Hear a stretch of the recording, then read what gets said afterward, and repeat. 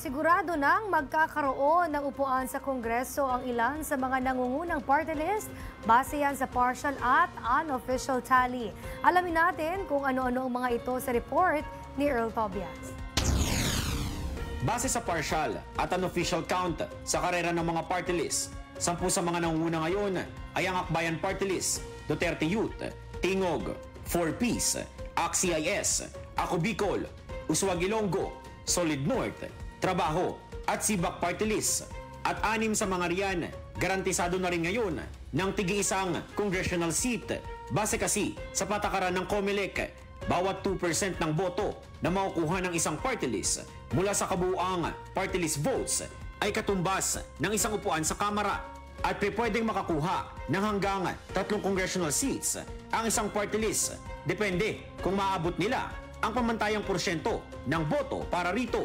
Ang isa sa may sigurado na ngayong 3 upuan sa Kamara ay ang Akbayan Party List na nangunguna sa unofficial and partial vote tally, habang ang ACT-CIS Party List naman na pinamumunuan na ngayon sigurado na ring pasok sa karera ng Senatorial Magic 12 na si Representative Erwin Tulfo nagpahayag din ng pagkatuwa sa posibleng 2 congressional seat na mapupunan ng ACT-CIS sa Kamara. Garantiya ni Tulfo, aalalayan niyang maigi ang ACT-CIS para tagumpay na makipagtrabaho sa mga kapwa mananalong partido tulad ng Akbayan sa kabila man raw ng kanilang mga paniniwalang politika.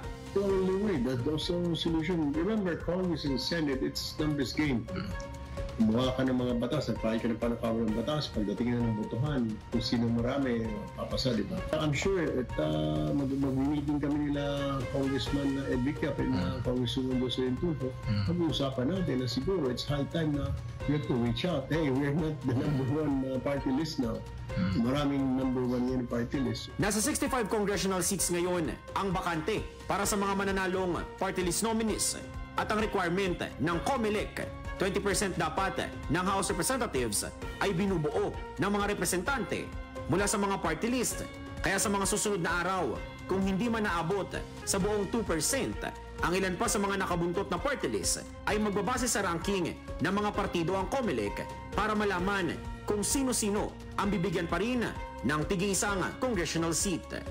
Para sa totoong balita sa bagong Pilipinas, Earl Tobias, Congress News.